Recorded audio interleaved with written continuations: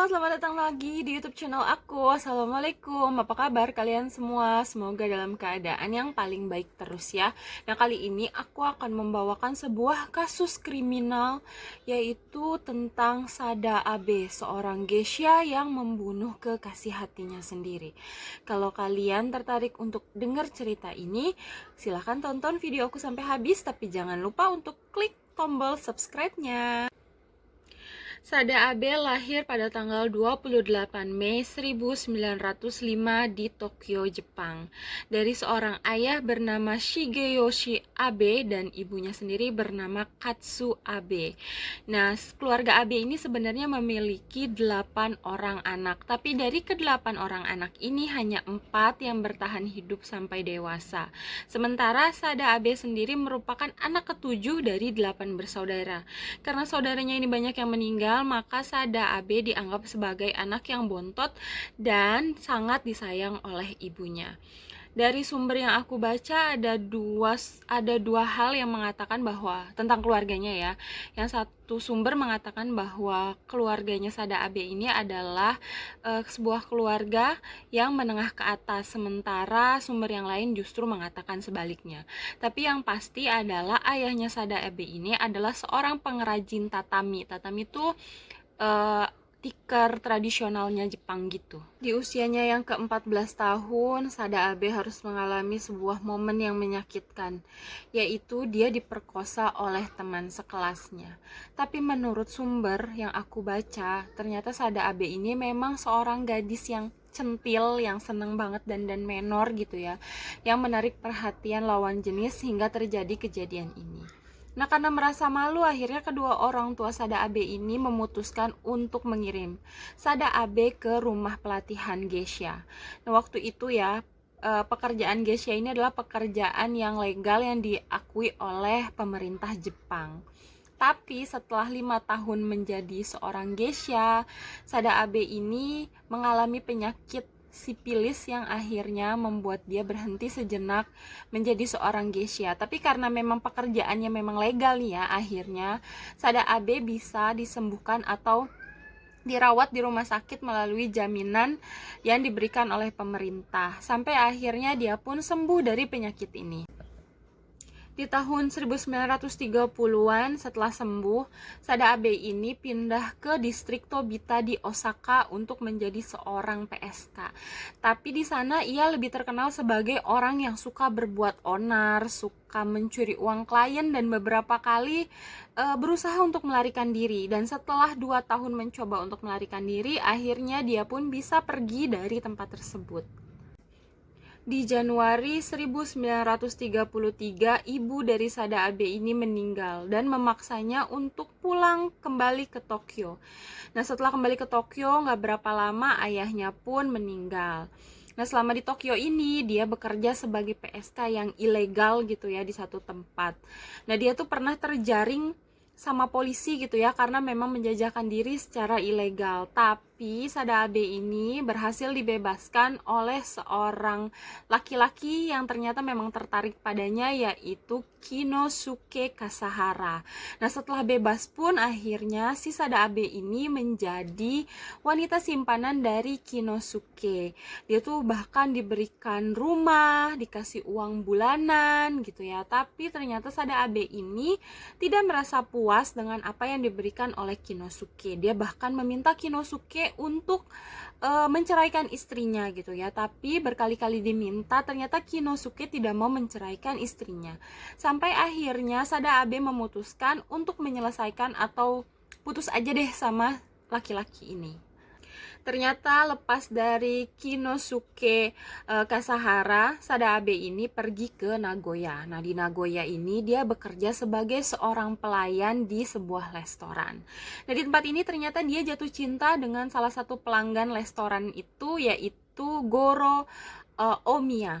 Nah, Goro Omiya ini adalah seorang profesor plus bankir yang memiliki cita-cita sebagai seorang parlemen di Jepang.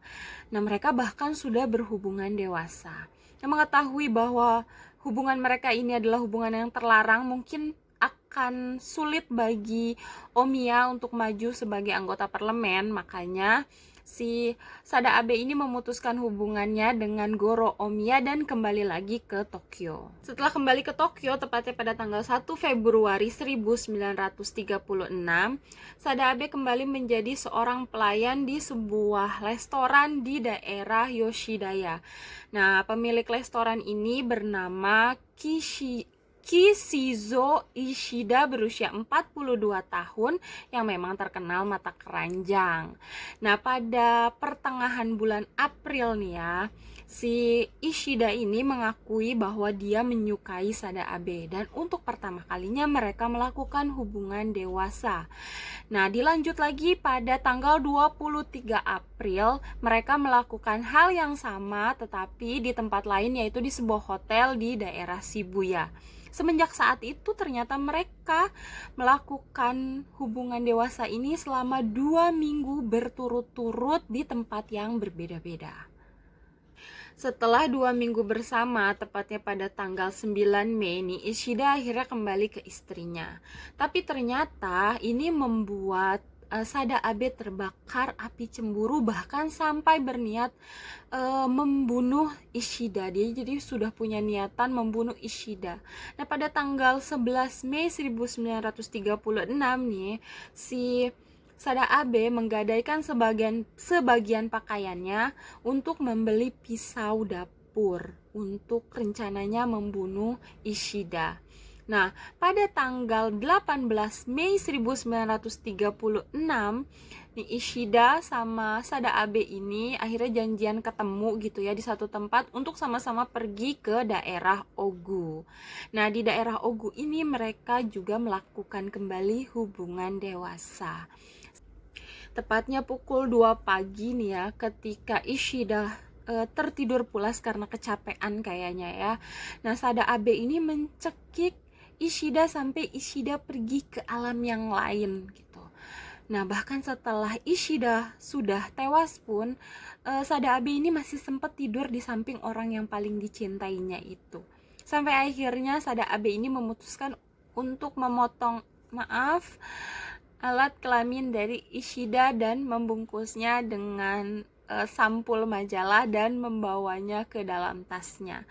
Sampai dia pun sempat menulis atau menorehkan namanya di lengan kiri dari Ishida. Jadi lengan kirinya Ishida tuh dicoret-coret pakai pisau yang dia bawa, terus dia tuh tulis namanya itu di lengannya si Ishida. Lalu setelah itu dia pun pergi meninggalkan penginapan. Tapi sebelum pergi meninggalkan penginapan ini, si Sada Abe ini sempat memberi pesan kepada pengurus dari penginapan ini untuk tidak mengganggu Ishida. Pada tanggal 20 Mei, Sada Abe menginap di sebuah penginapan dengan menggunakan nama samaran. Nah, pada pukul 4 sorenya nih, polisi mendatanginya gitu ya, menanyai karena curiga dengan nama samarannya. Waktu ditanya nih sama polisi nih, Sada Abe sebenarnya udah ngaku, ini nih saya nih Sada Abe gitu ya. Tapi polisi nggak percaya, sampai akhirnya Sada Abe menunjukkan souvenir. Tahu kan souvenirnya apa? Souvenir dari Ishida, tahu ya souvenirnya apa ya? Nah, setelah menemukan barang bukti itu atau melihat barang bukti itu, akhirnya polisi percaya dan menangkap Sada Abe. Di tanggal 25 November, akhirnya Sada Abe menjalankan sidang pertamanya. Dan dalam waktu yang singkat banget, di tanggal 21 Desember 1936, akhirnya Sada Abe diputus bersalah karena telah melakukan tindakan pembunuhan tingkat kedua dan memotong korbannya. Ya. Akhirnya dia diputus 6 tahun penjara, walaupun sebenarnya Sada Abe lebih memilih untuk dihukum mati aja. Pada tahun 1952, Sada Abe ini bekerja di Hoshiki Kushui, sebuah pub kelas pekerja di daerah Inariko di Tokyo, dan hidup sederhana di Shitoyo selama 20 tahun. Bahkan asosiasi pekerja di sana pun memberikan sebuah penghargaan kepada Sada Abe, yaitu karyawan teladan. Pada tahun 1969, Sada Abe ini sempat muncul di dokumenter dramatis karyanya Teruo Ishii. Nah, tapi semenjak tahun 1970 nih Sada Abe benar-benar menghilang dari publik. Bahkan sampai ada seorang produser film itu ya berusaha mencari dia kemana-mana sampai akhirnya menemukannya di sebuah biara wanita. Dan pada tahun 1971 akhirnya Sada Abe menutup usia. Nah, kisah Sada Abe sendiri ini tuh banyak diangkat ke film dan novel, walaupun kalau di filmnya banyak yang mencekal ya, katanya sih ada unsur erotis gitu, jadi banyak yang mencekal film-film yang berdasarkan kisah dari Sada Abe ini. Nah, demikianlah cerita tentang Sada Abe, seorang pembunuh perempuan dari Jepang. Kalau menurut kalian Sada Abe ini sebenarnya digolongkan pada manusia seperti apa? Sebenarnya dia tuh pembunuh yang menakutkan atau membunuh karena keegoisannya sendiri? Atau menurut kalian punya pendapat lain soal Sada Abe ini? Jangan lupa tulis di kolom komentar karena aku mau tahu isi kepala kalian. Kita bisa sharing di sini. Sampai sini dulu video aku kali ini. Kalau kalian memang suka sama topik yang aku bawakan, tolong dipencet tombol like-nya. Dan sampai jumpa sama aku di video berikutnya. Bye-bye.